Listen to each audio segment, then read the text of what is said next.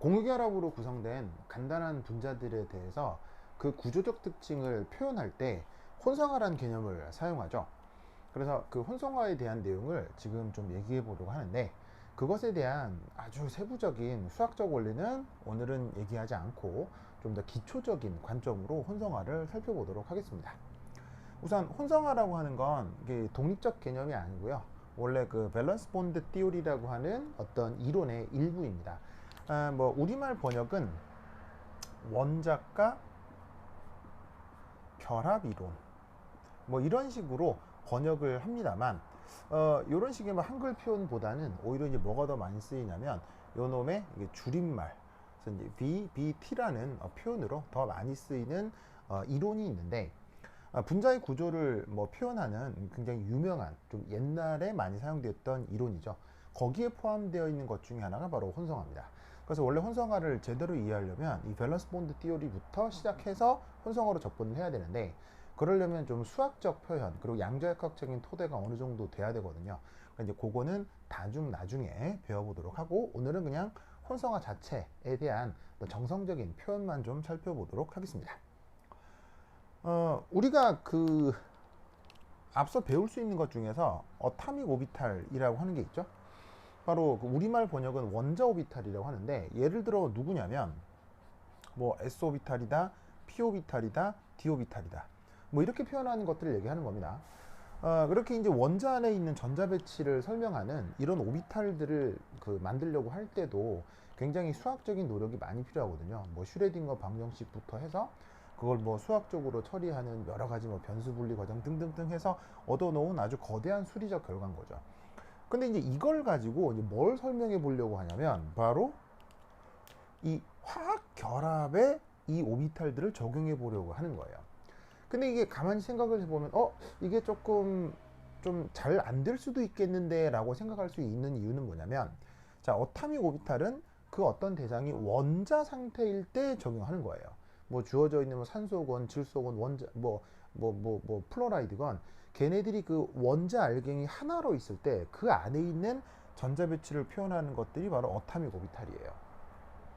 그런데 화학결합이라고 하는 건 그게 무엇을 구성하고 있는 거냐면 이미 얘가 분자를 구성하고 있는 거거든. 그럼 분자를 구성하고 있다는 얘기는 원자가 적어도 2개 이상 모여 있다는 얘기예요. 적어도 보통은. 그러니까 어떻게 되냐면 이 원자에서 설명하던 이론인데, 그걸 가지고 와서 분자의 여러 가지 성격을 설명하려고 하는 거예요. 혹은 표현하려고 하는 거예요. 그럼 그게 잘 되겠어요? 뭐 약간 삐걱삐걱 하겠어요. 약간 삐걱삐걱 한다 이런 말이지. 예. 그러니까 사실은 그 분자에 대한 어떤 설명을 위해서는 새로운 이론을 사실 확립하는 게 맞는데, 이 그전에 해놓은 이 오비탈이라는 것 수학적 토대가 너무 거대하고 이거 자체도 굉장히 이 뭐냐면은 그 아깝고 귀한 이론이었던 거예요. 그래서 이제 초창기 물리학자들이 이걸 가지고, 왜냐면 이걸 버릴 수가 없는 거지, 이거 자체도 굉장히 알아내기 어려웠으니까 그걸 가지고 이제 분자의 구조를 설명하려고 했으나, 얘는 원자에 대한 이론이고 화학결합은 분자에서 벌어진 이론이니까, 이 뭐 현상이니까 그것을 일치시켜서 잘 설명하는 게 약간 문제가 있을 수 있단 말이에요. 그래서 그 문제를 해결하기 위해서 이 일부 도입한 수학적 방법, 그걸 혼성화 이론이라고 하는 거예요. 그래서 여기 이제 어떤 말이 있냐면 기하학적 방법이라고 돼 있는데, 뭐 다른 표현으로는 수리적 방법이다 라고 생각해도 좋습니다. 그래서 이 원자 오비탈 이론과 화학결합을 하고 있는 그 사이에 뭔가 간극을 메우기 위해서 일부 도입된 이론이 바로 혼성화다라고 기억을 해두시면 됩니다. 그리고 이 혼성화는 어디에 적용되냐면 철저하게 그 화학결합, 보통은 공유결합을 이루고 있는 분자의 중심 원자에 이 혼성화가 적용이 됩니다. 자, 중심 원자 무슨 말이냐면, 예를 들어서 어떤 공유결합으로 뭐 어떤 A 원자, B 원자, 뭐 혹은 뭐 X 원자가 뭐 이래 결합되어 있다고 치겠습니다. 그래서 뭐 이렇게 공유결합 되어 있고, 뭐 여기도 뭐 비공유 전자도 있고 뭐 할 수 있는데, 이때 화학결합이 이루어진다고 할 때 중심 원자란 바로 이 녀석을 얘기하는 거예요.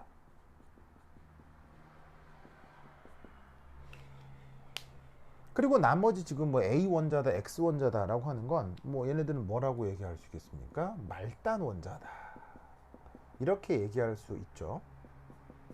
그러면 이때 혼성 오비탈은 어디에 적용을 하는 거다? 바로 이 중심 원자에 적용을 하는 겁니다. 혼성화는 말단 원자에는 적용할 수가 없습니다. 어떤 수학적인 이유 때문이에요. 자, 그런데 이제 그게 왜 그러냐면, 왜 중심 원자에서만 혼성화가 결정될 수밖에 없냐면, 바로 이 혼성화라고 하는 건 철저하게 결합각 정보로부터 정의되기 때문이에요. 즉 수학적으로 뭐냐면은 혼성화가 알아서 정해지는 게 아니고요. 어떤 분자가 있으면 그 분자의 결합각을 실험적으로 측정하는 거예요. 즉 실험적으로 측정된 결합각 정보가 없으면 사실 혼성화는 존재하지 않습니다. 그래서 이 결합각이라고 하는 실험 데이터, 이게 있고 그것으로부터 혼성화가 나타나는 것이기 때문에 이 혼성화를 어떻게 표현할 수 있냐면 결합각에 대한 그냥 수학적 표현인 거예요.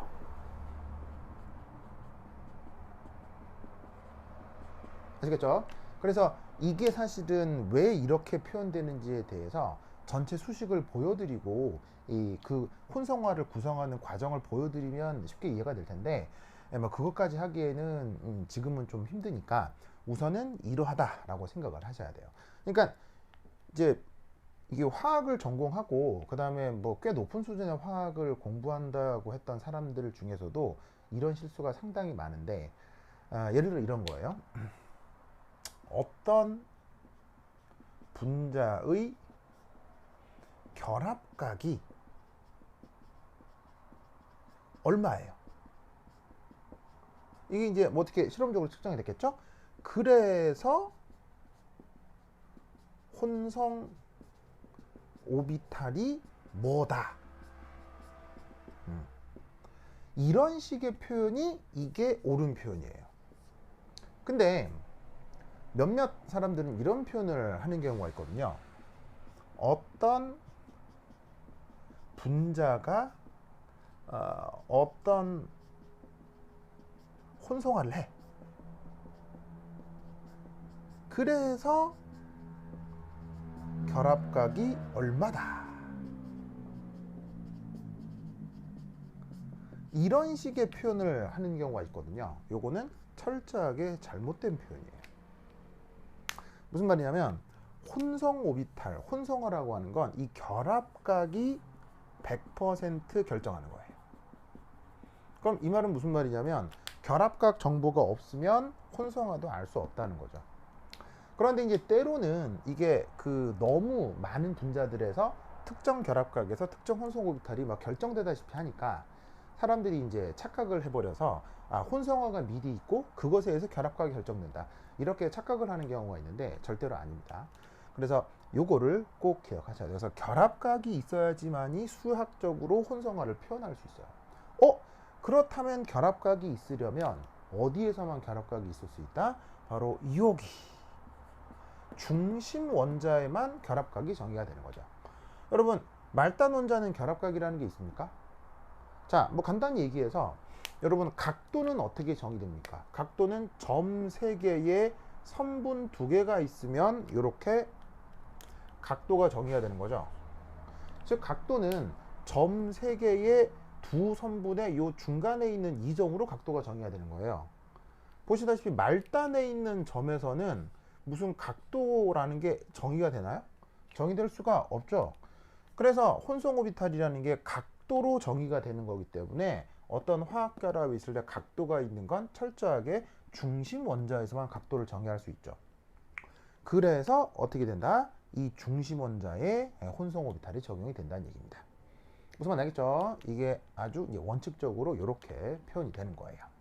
근데 혼성화라고 하는 게 굉장히 오래된 이론이어서 이 혼성 오비탈을 주로 이제 많이 표현을 하는 학문 중에 유기화학이라고 하는 학문들이 있어요. 근데 이제 그 유기화학자들은 수학하고 크게 관계가 없는 사람들인지라 그 사람들이 이제 분자 구조를 설명을 할 때 중심 원자가 아닌 말단 원자에도 무슨 혼성 오비탈이다, 이렇게 관습적으로 표현하는 경우가 있을 수 있으나 그거는 물리학적으로 수학적으로 틀린 표현입니다. 근데 이제 그런 표현들이 전문적으로 쓰여져 있는 유기화학 책에도 그런 표현들이 나와 있어서 사실은 뭐 전문적인 어떤 지식을 다루고 있는데도 사실 오류가 있는 부분들을 발견할 수 있는 것이 현실입니다. 뭐 여하튼 원칙적으로는 혼성 오비탈은 어디서만 결정된다. 저기에 있는 중심 원자, 화학 결합을 하고 있는 중심 원자의 결합각이 정의되는 원자에서만 혼성 오비탈을 결정할 수 있다라는 것을 꼭 기억을 해두도록 하세요. 자, 이렇게 이제 혼성 오비탈에 대한 기초적인 인트로덕션이 시작됐고요. 자, 이것으로부터 이제 개별적인 예시들을 하나하나 살펴보도록 하겠습니다.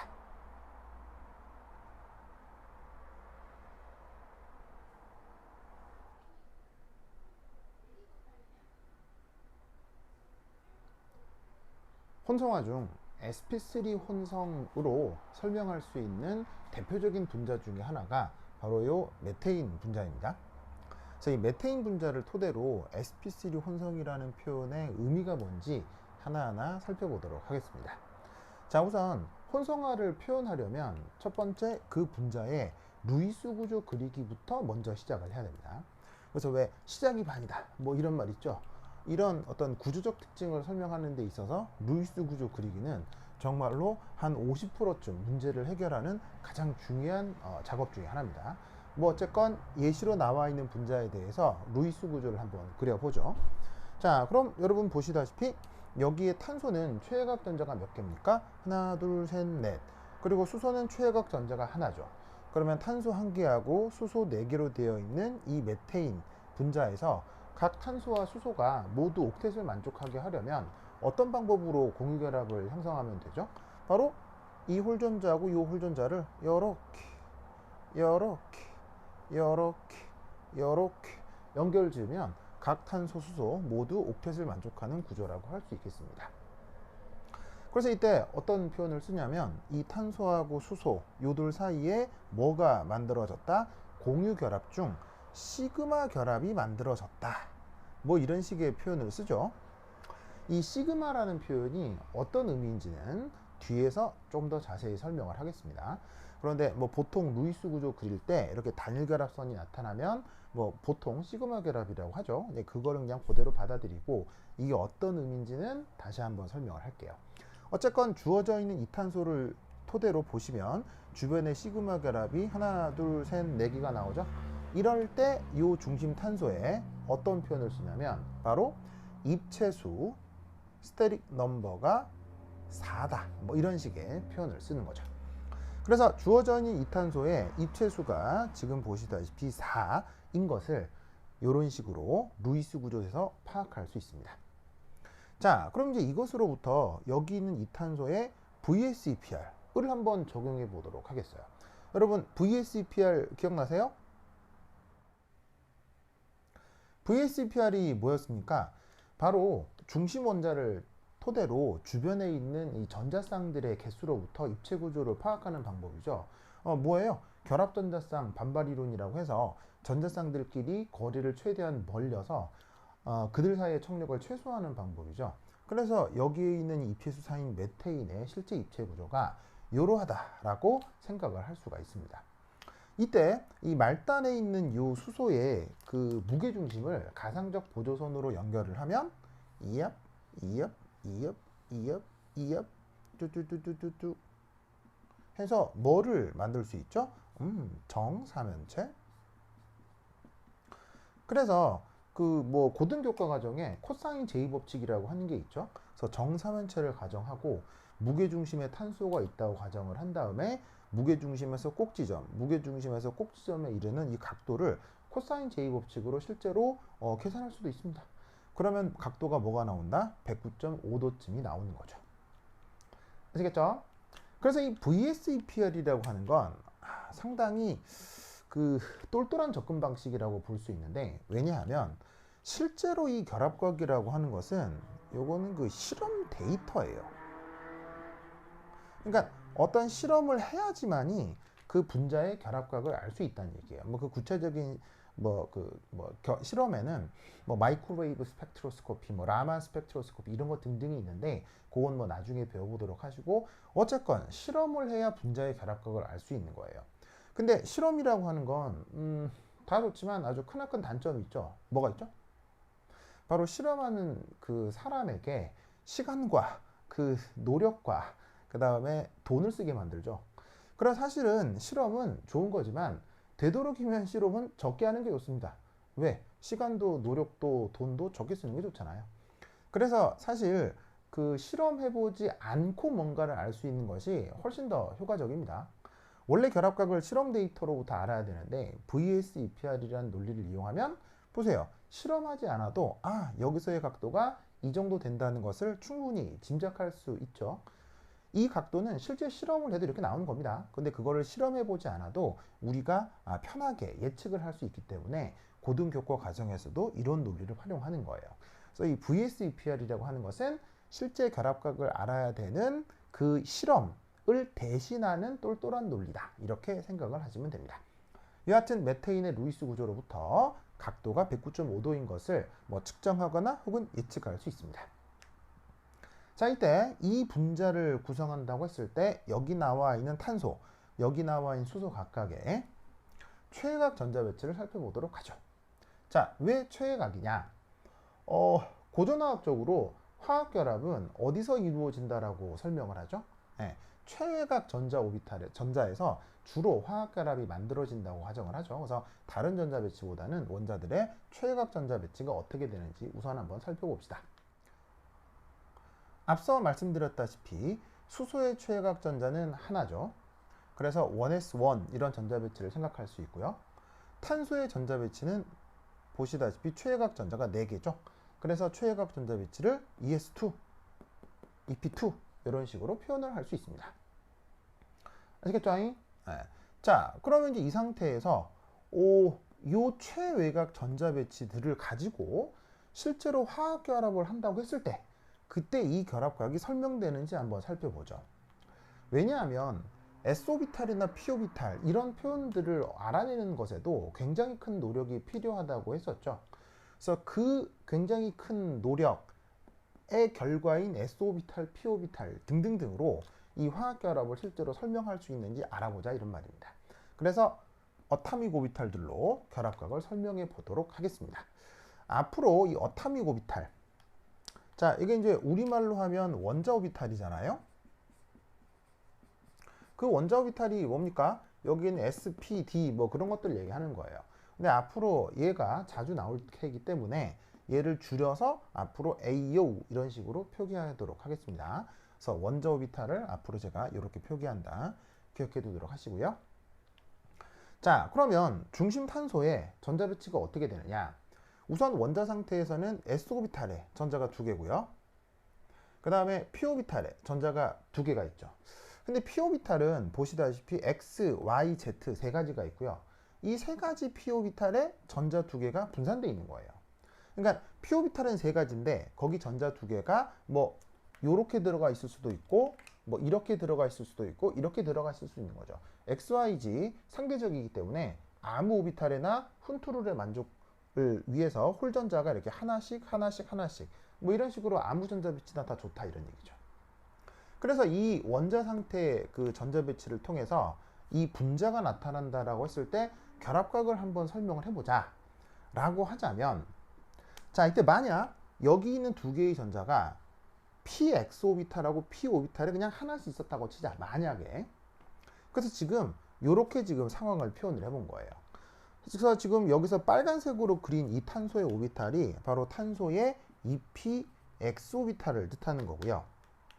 그 다음에 y축으로 뻗어 있는 이 녹색 오비탈이 2py 오비탈을 뜻하는 겁니다.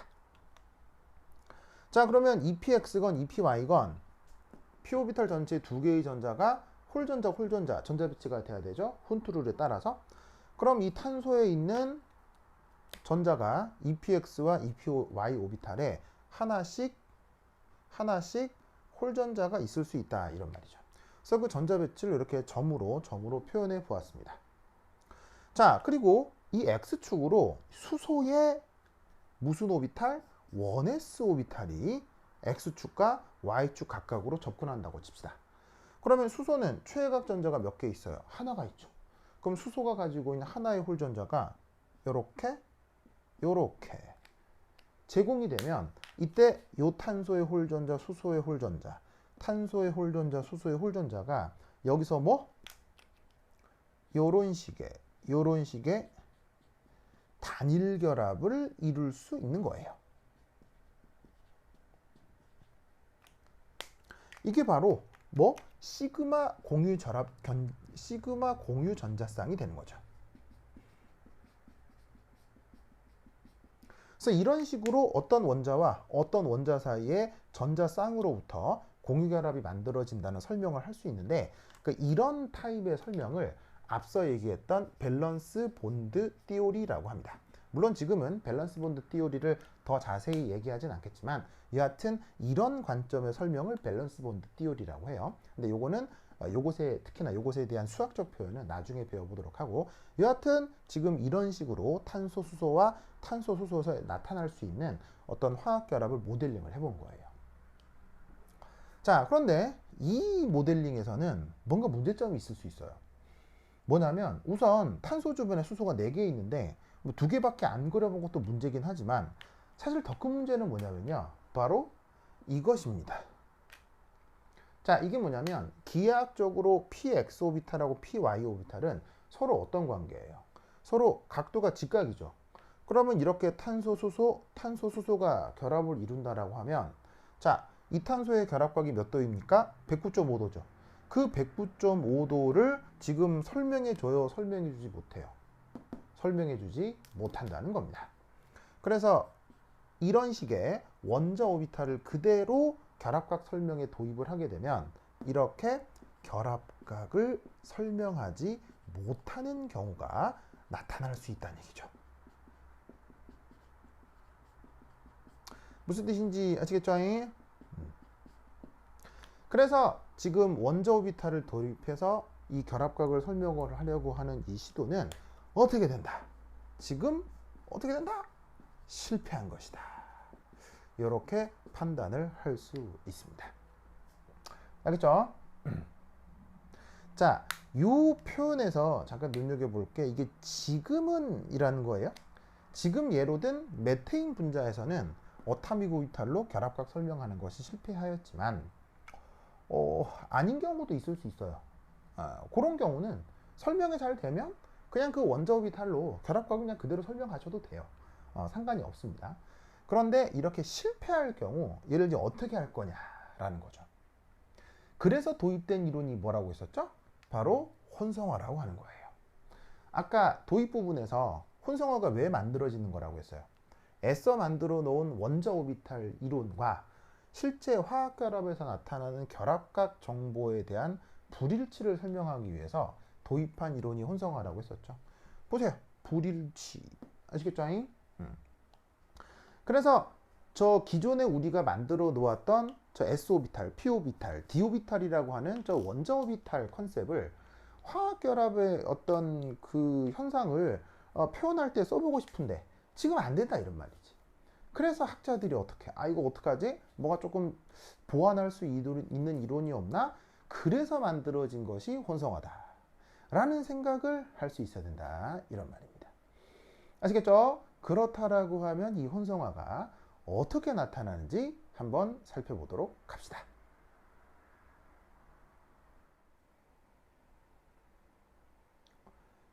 혼성화는 중심 원자에서 적용하는 거라고 했죠. 그래서 앞으로 이제 다루게 될 모든 혼성화 과정에서 나타날 수 있는 공통적인 속성에 대해서 조금 말씀드리도록 하겠습니다. 자, 우선 이 혼성화라고 하는 것은 어떻게 하는 거라고 했어요? 원래 이 원자 오비탈로다가 그 분자의 결합각을 설명하려고 했으나 그것이 제대로 잘 안 되는 경우들이 있었다고 했죠. 그래서 그거를 설명하기 위한 그 새로운 보완적인 이론인데, 이때 이 중심 원자의 요 최외곽 원자 오비탈들, 얘네들을 재료로 삼는 거예요. 그래서 얘네들을 가지고 수리적인 처리를 통해 뭐를 만들어낸다? 새로운 원자 오비탈들을 만드는 겁니다. 뭐를 대신할 수 있는? 그것들이 기존에 갖고 있었던 최외곽 원자 오비탈을 대신할 수 있는. 이때 여기서 이제 그 활용한다 이런 말이 나오는데, 이게 그냥 뭐 재료 넣어서 이게 버물버물 해가지고 요리를 만들었다 뭐 이렇게 뭐 은유적으로 생각하셔도 되지만, 수리적으로는 이때 그 선형 조합, 혹은 이제 벡터 기하학 등이 사용됩니다. 그래서 이런 수학적 관계를 어떤 툴들을 이용해서 그 중심 원자의 최외각 원자 오비탈들을 가져다가 막 새롭게 이제 함수들을 섞어서 새로운 원자 오비탈을 만들어낸다라고 생각하시면 돼요.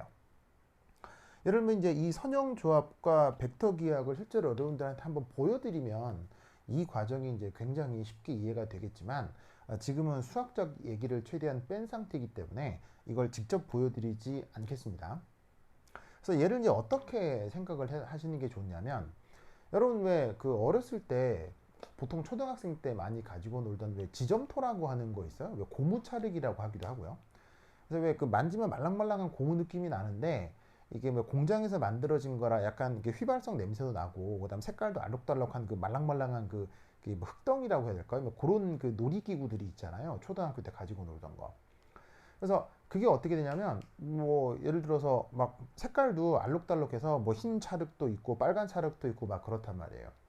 그러면 걔네들을 가지고 뭐 이렇게 좀 뜯어가지고 이렇게 모양도 만들고 뭐 여러 가지 구조물들을 만들 수 있는데 이때 그 고무찰흙이라고 하는 것들을 할 수 있는 또 하나의 과정은 뭐냐면 바로 서로 다른 색깔의 찰흙들을 섞어서 그 새로운 색깔을 만들어낼 수 있죠. 예를 들어서 흰색 찰흙하고 빨간색 찰흙을 딱 섞어가지고 버물버물버물 계속 버무려내면 최종적으로는 뭐를 만들 수가 있어요. 바로 핑크색 찰흙을 만들어낼 수 있죠. 예, 그런 의미라고 생각하셔도 좋아요. 그래서 기존에 있었던 기존 찰흙들을 가져다가 버물버물해서 새로운 색깔의 찰흙을 만든다. 그래서 기존의 원자들의 최외각 오비탈들이 재료가 되고 그걸 선형조합이나 벡터 기하 같은 수리적 테크닉을 이용해서 아까 고무차륵 같은 경우는 손을 이용하는 거죠. 손으로 버물버물 하는 거고 여기서는 이런 수학적인 테크닉을 이용해서 이 재료들을 버물버물 하는 거예요. 그래서 새로운 원자 오비탈을 만들어내는 과정, 그걸 혼성하다 이렇게 생각을 하시면 됩니다. 자, 근데 이 혼성화에서 반드시 지켜져야 되는 수학적인 원리가 있는데 그게 이제 뭐냐면 바로 이거예요. 중심 원자의 입체수하고요. 활용하게 되는 최외각 오비탈 재료의 개수하고요. 그래서 최종적으로 만들어지는 그 새로운 원자 오비탈의 최종 결과의 개수가 항상 같아야 합니다. 이거 굉장히 중요합니다. 자, 무슨 말이냐면 예를 들어서 아까 우리가 지금 예로 들고 있는 이 메테인 분자 살펴보죠. 요 탄소를 중심으로 결합선이 4개 나가고 입체수가 4죠. 뭐 VSEPR로 결합각이 109.5도로 예측이 되었는데 이 탄소 같은 경우 지금 입체수가 얼마입니까? 4죠. 그러면 무조건 이 탄소의 최외각 오비탈 중 4개의 최외각 오비탈이 반드시 재료로 사용되어야 합니다. 그리고 그 최외각 오비탈 4개를 활용해서 버물버물 한다고 했죠. 뭐 이런 테크닉이다 이런 테크닉을 이용해서 그래서 만들어낸 이 탄소의 최종적인 혼성 오비탈의 개수도 반드시 4개가 되어야 합니다. 아시겠죠? 그 개수가 무조건 일치해야 되는 건데 이유는 그 함수의 독립성, 변수의 독립성 이런 어떤 수리적인 원리 때문입니다. 그래서 더 자세히 설명을 하기에는 이건 완전 수학적인 원리인지라 그냥 그러려니 하고 기억하시면 됩니다. 이게 왜 이래야 되느냐를 묻는 문제는 없으니까 그냥 수학의 공리처럼 기억해 두시면 돼요. 그래서 다시 한번 말씀드리면 루이스 구조에서 나타나는 어떤 중심 원자의 입체수가 결정이 되면 그 입체수 개수에 맞는 그 탄소의 최외각 오비탈을 재료로 가져다가 그 최외각 오비탈의 개수만큼 혼성 오비탈을 또 개수 그대로 만드셔야 돼요. 그러니까 예를 들어서 이거죠. 빨간 찰흙 한 덩이 혹은 흰 찰흙 한 덩이. 지금 이제 덩이로만 보면 2개죠. 서로 다른 색깔이지만 걔네들을 톱 섞었어요. 그래서 막 버무려요. 버물 해요. 그럼 핑크 찰흙이 될 거 아니에요. 그럼 그 핑크 찰흙을 그대로 둬서는 안 되고 다시 2덩이로 뜯어내야 돼요. 왜? 원래 흰 찰흙 한 덩이, 빨간 찰흙 한 덩이잖아요. 그럼 그 2개를 섞어서 버물버물해서 완전히 그 핑크색 찰흙이 된다고 했을 때 그걸 다시 2덩이로 뜯어내서 원래 그 재료의 찰흙 개수랑 똑같은 상황을 만들어야 그것이 혼성 오비탈이 가지게 되는 중요한 특징이 되는 거예요. 반드시 이래야 됩니다. 이래야 되는 수리적 이유가 있는데 뭐 그거는 그냥 뭐 그러려니 하고 넘어가시고 반드시 이게 지켜져야 된다. 이거 꼭꼭꼭 기억해 두셔야 됩니다. 그죠? 완전 중요하다. 꼭 기억해 두셔야 돼요. 그 다음 세 번째. 선형조합을 하고 벡터 기하학을 이용해서 새로운 혼성 원자 오비탈을 만든다고 했죠. 그 모든 만들어지는 이 혼성 오비탈은 철저하게 결합각에 끼워 맞춰진 겁니다. 자, 무슨 말이냐면 왜 요즘 시쳇말로 뭐 답정 너 이런 말 있잖아요. 뭐 답은 정해져 있고 너는 대답만 해. 뭐 그런 거 있잖아. 이게 중요한 게 뭐냐면 이 자연과학의 모든 답은 뭐예요? 바로 자연 그 자체예요. 자연과학 자체가 뭔가 진리다 이렇게 생각하시면 안 되고요. 우리 자연에 있는 모든 실험 데이터 자체가 진리인 거예요. 거기에 인간의 생각과 언어를 맞추어가는 과정이 그게 자연과학이고 자연철학인데 무슨 말이냐면 이 탄소의 결합각이 109.5도인 것이 실험적으로 정해져 있는 거예요. 이 실험적으로 정해진 이 결합각에 끼워 맞추는 과정이 바로 선형조합 벡터 기하학이에요.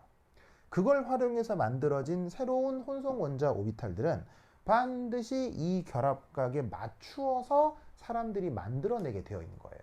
그러니까 어떤 막 거대한 원리적인 과정으로 혼성 오비탈이 뚝딱 만들어지는 게 아니고요.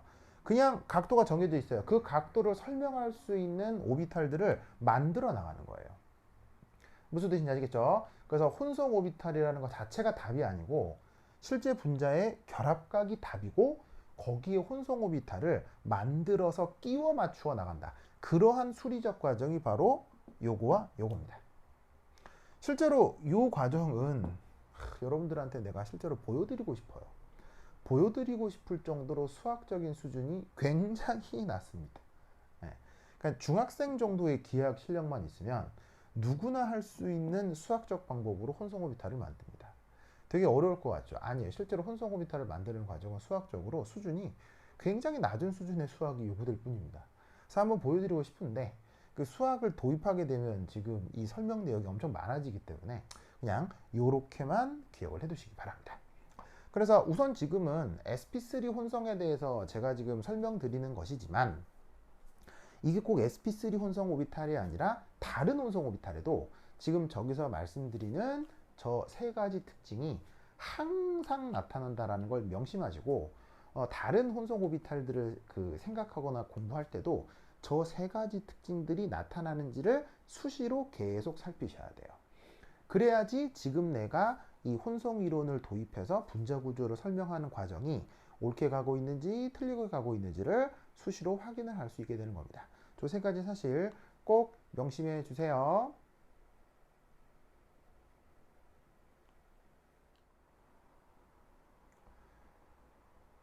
메테인 분자에 대한 sp3 혼성 결과를 그 에너지 도표를 통해서 한번 살펴보도록 하겠습니다.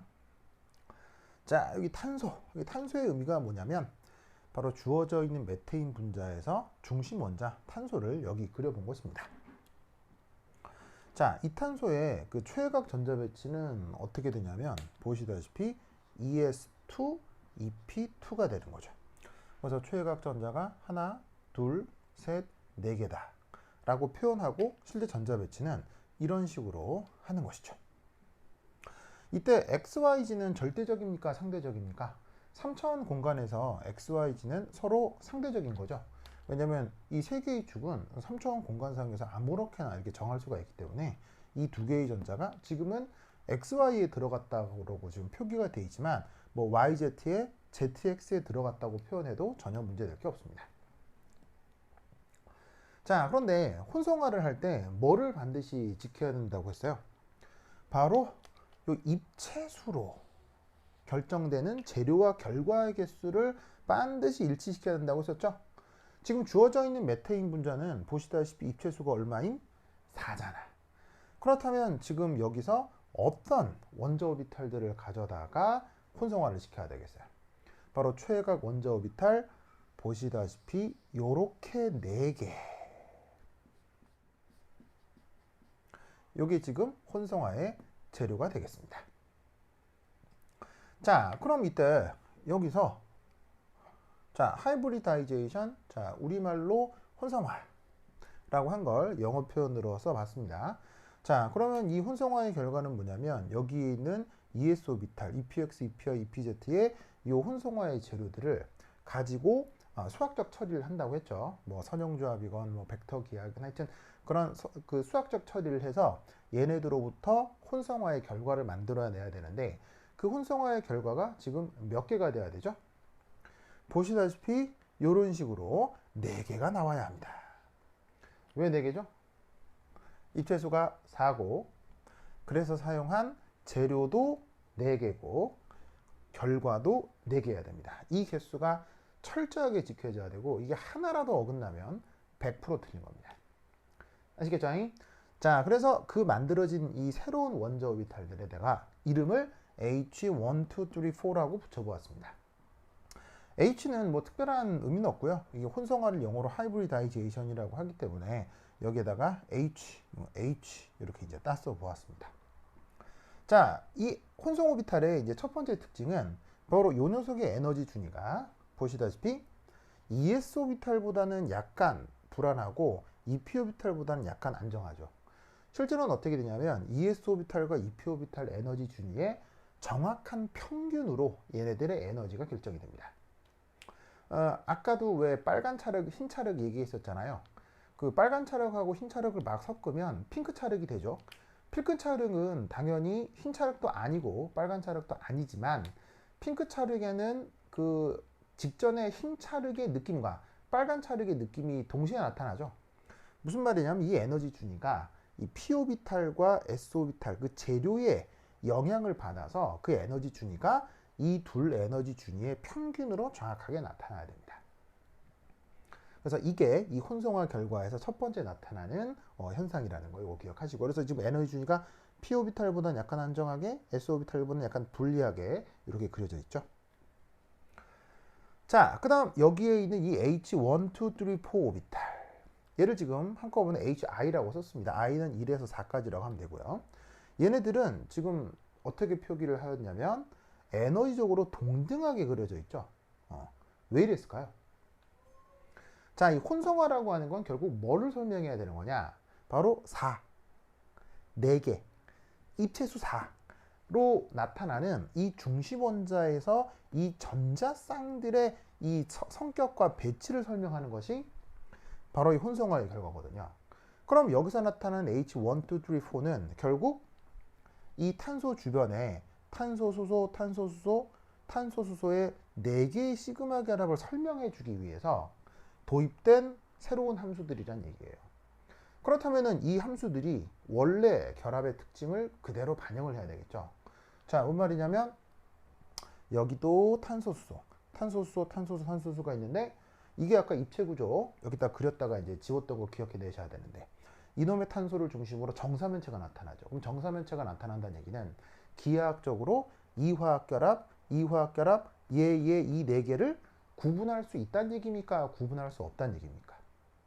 바로 이 4개의 화학결합을 구분할 수 없다는 얘기죠.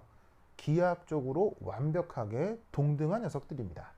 기하학적으로 동등하면 실제 구조적으로도 화학 성격적으로도 완전히 동등합니다.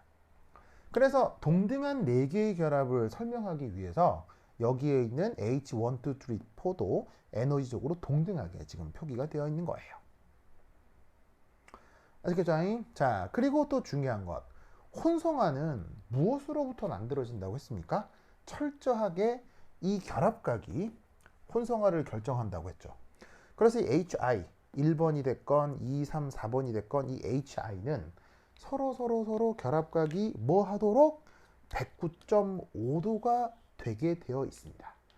109.5도가 되는 게 특별한 게 아니고요. 109.5도가 되도록 조작된 것이라고 했죠. 그래서 기하학을 활용해서 이 벡터 연산을 통해 서로 HI가 109.5도가 되게 이 함수들의 수식을 조작해 놓은 거예요. 그러니까 당연히 109.5도가 되는 거지.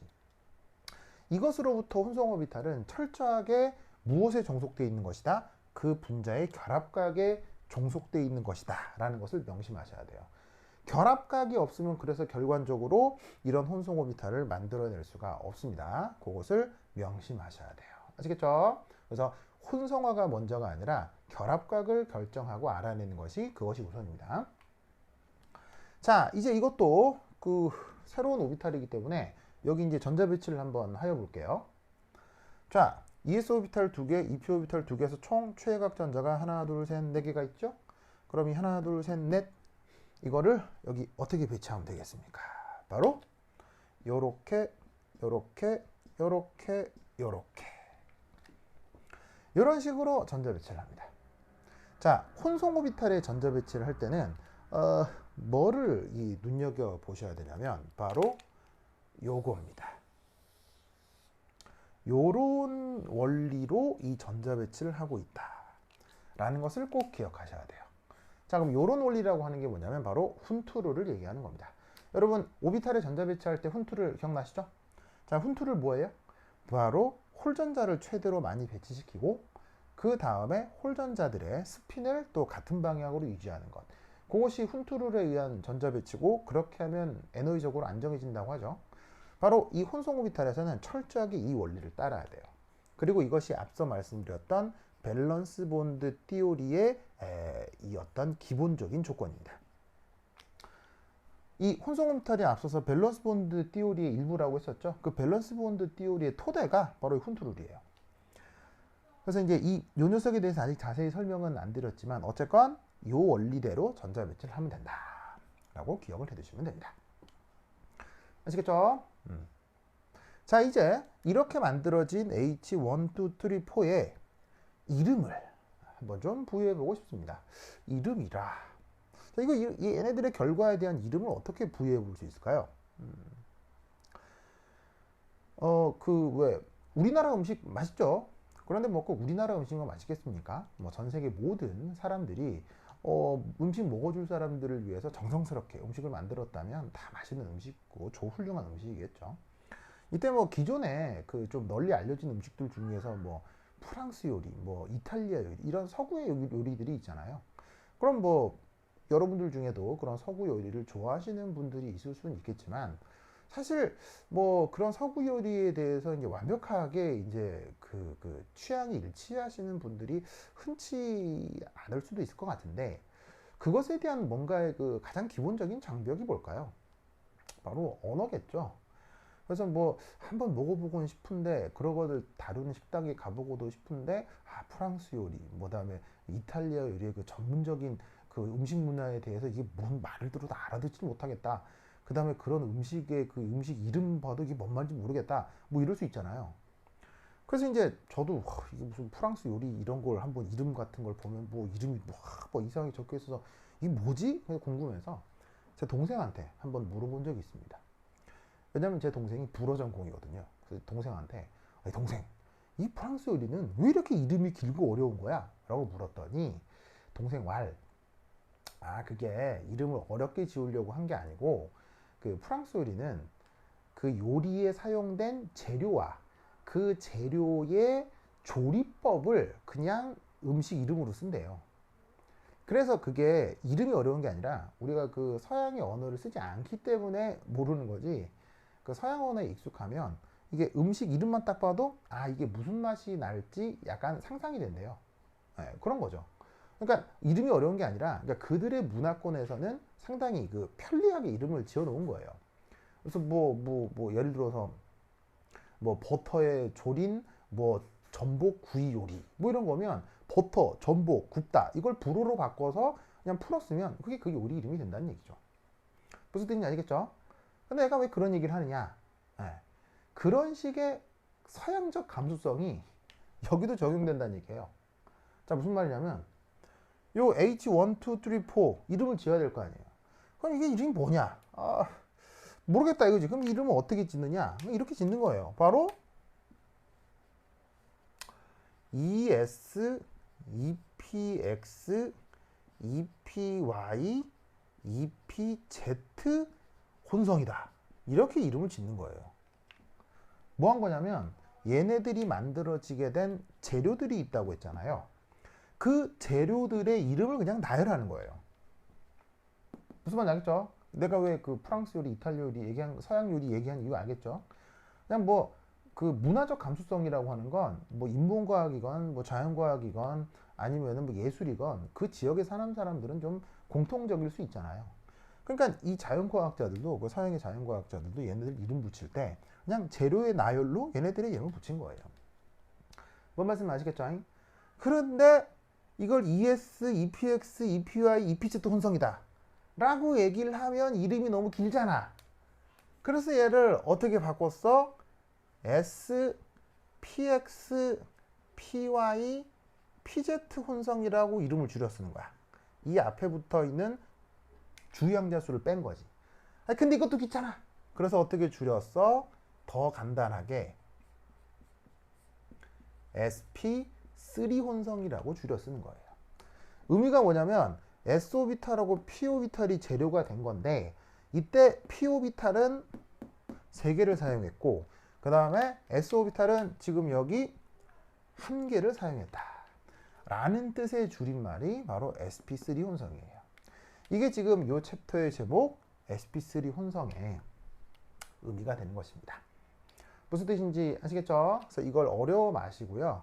요 분자의 결합각을 설명하기 위한 새로운 원자 오비탈을 구성할 때 그때 그것의 재료들을 나열한 방식이 이런 식의 이름이다 라는 것을 꼭 기억해 두시면 됩니다.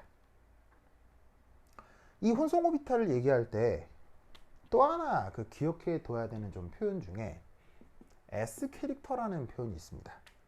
요거 이제 번역으로 S 속성 뭐 이렇게 번역을 하는데 사실 그 이런 번역 잘 안 쓰고요. 뭐 어떤 교수나 강사도 다 S 캐릭터라고 하니까 뭐 이런 거 정도는 영어 표현 그대로 뭐 알아두세요. 자, 이게 뭐냐면요. 바로 이 HI가 뭐겠어요? 여기서 나타나는 혼성화의 결과 각각을 얘기하는 거예요. 그 각각에 포함된 S 오비탈의 정도. 그걸 S 캐릭터라고 하는 거예요. 무슨 뜻인지 아시겠죠? 자, 뭔 말이냐면 이거예요. 아까 그 고무차력 얘기했죠. 흰 차력 한 덩이, 빨간 차력 한 덩이.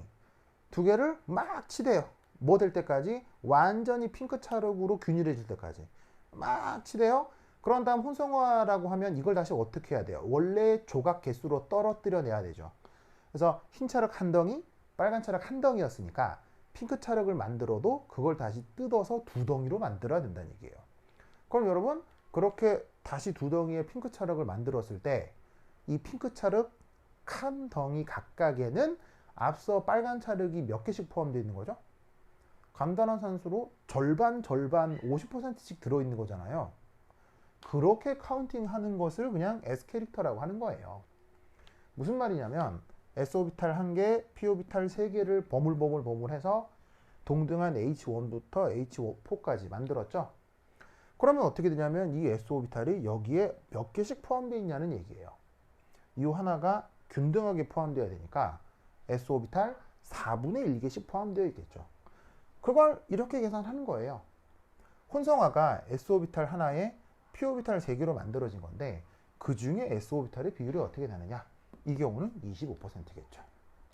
굉장히 뭐 이상하다기보다는 너무 당연하게 정해지는 그 표현이죠. 뭐 그냥 간단한 사칙연산으로 정해지는 표현인데 이게 왜 언급이 되느냐? 이렇게 간단하게 표현되는 이러한 S 캐릭터가 나중에 보시면은 어떤 화학 결합의 물리적 성격 혹은 화학적 성격을 설명하는 중요한 단서가 될 수 있어요. 그러다 보니 이제 이런 식으로 S 캐릭터라고 하는 걸 정의하는데 우선 지금은 S 캐릭터가 뭔지만 지금 이런 상황에서 이런 표현에서 이렇게 정한다 정도만 우선은 기억을 하시고 이게 화학 반응성과 분자의 구조적 특징에 어떻게 적용되는지에 대해서는 후반부에서 조금 더 자세히 설명하도록 하겠습니다.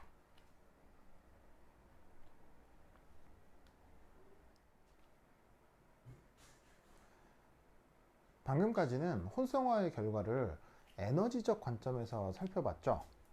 근데 이 혼성화의 결과를 기하학적 관점으로는 어떻게 생각할 수 있는지 살펴보도록 하겠습니다.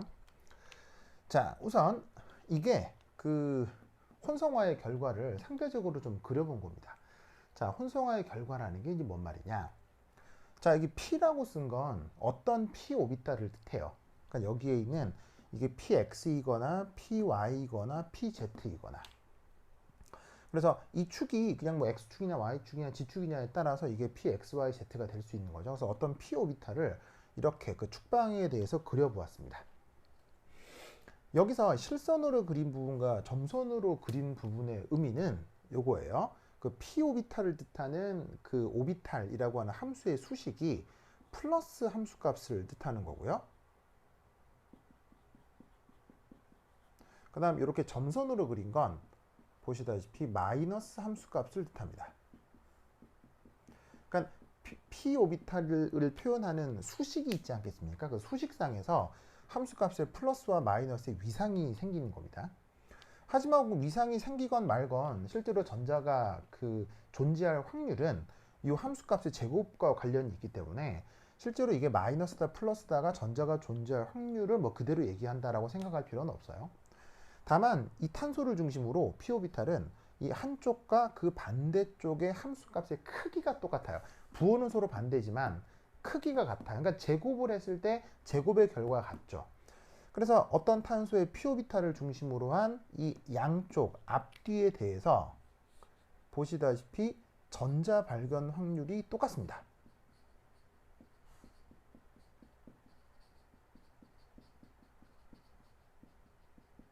이때 뭐 각각을 로브라고 하기도 하고 단어가 LOBE를 써서 로브라고 하기도 하는데 p 오비탈 앞뒤에 이 로브의 함수값의 부호는 다르지만 앞서 말씀드렸다시피 제곱을 한 값이 전자 발견 확률과 관계가 있기 때문에 크기가 같아서 이쪽에 전자가 존재할 확률, 이쪽에 전자가 존재할 확률이 똑같아요.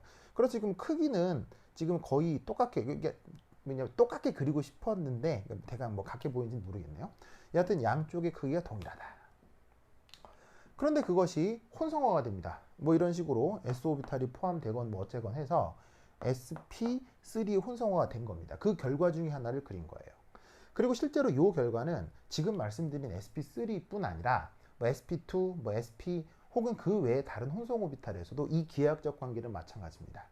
어떻게 되냐면 원래 p 오비탈에서는 양쪽 로브의 크기가 같아요. 근데 혼성화를 해버리면 어떤 일이 벌어지냐면 이 로브의 크기가 한쪽으로 확 커지고 반대쪽은 작아집니다. 그런 어떤 경향성이 나타나요. 그게 결합각을 이렇게 설명하려다 보면 이 s-오비탈, p-오비탈 사이에 어떤 선형조합이라고 하는 테크닉을 도입할 수밖에 없다고 했죠. 그러고 나면 그냥 수리적으로 이렇게 함수가 재편이 되는 겁니다. 그래서 어떻게 되냐면 이 혼성 오비탈에서는 이런 식으로 그 한쪽으로의 전자 밀도가 굉장히 상승해요.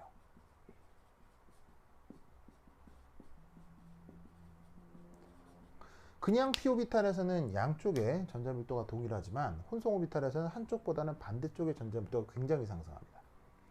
그러면 이 한쪽으로 뭐가 만들어진다는 얘기겠어요? 바로 화학 결합이요.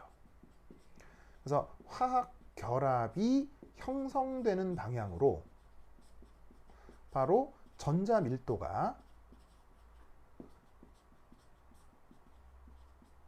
크게 배치되는 거죠. 자, 화학 결합을 해야 되는데 그쪽으로 전자 밀도가 높다. 그러면 이쪽으로 접근할 다른 원자하고의 상호작용이 커지겠죠. 그래서 실제 화학 결합을 조금 더 적절하게 설명할 수 있다는 얘기예요. 이런 식으로 화학 결합 쪽으로 전자 밀도가 높아지는 이런 상황을 여기서 전문용어로 편제되었다라고 표현하거든요. 영어 표현으로는 localized라고 표현을 합니다.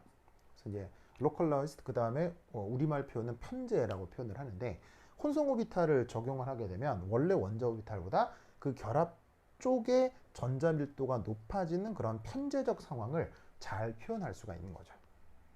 그래서 그 분자에서 나타나는 결합각을 설명하기 위해서 도입한 것이 혼성화 이론이었지만 그 혼성화 이론을 이렇게 적용하고 나면 실제 화학 결합에서 그 공유 결합이 되는 원자와 원자 사이의 전자 밀도가 실제로 높아지는데 그거를 저런 수리적 관계로 또한 설명이 가능해지는 거예요. 그래서 이것이 바로 혼성화로부터 분자 구조를 설명할 수 있는 또 하나의 이득 상황이 되는 겁니다. 그래서 이렇게 좋은 점이 있기 때문에 혼성 오비탈을 화학 결합의 설명에 많이 사용을 하고 있는 거죠.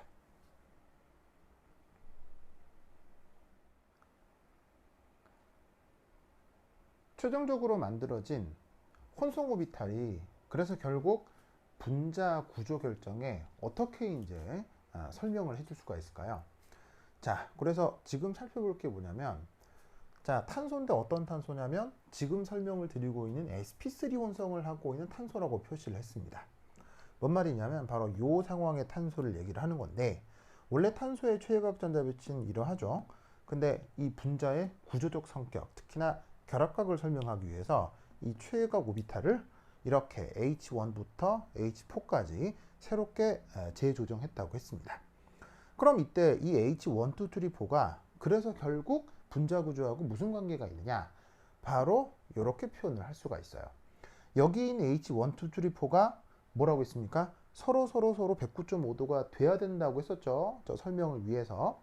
그리고 그렇게 되도록 수리적으로 조작이 되어 있다라고 말씀을 했습니다. 그래서 여기 있는 H1, 2, 3, 4가 서로 109.5도, 109.5도, 109.5도, 109.5도가 되도록 공간상에서 이렇게 배치되는 겁니다.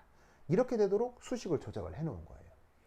여기에 이 H1, 2, 3, 4에 각각의 전자가 하나씩 배치되어 있다고 보는 거죠. 그럼 이 홀전자들을 여기다가 뭐 이렇게 점으로 홀전자로 이렇게 표현을 하는 거예요.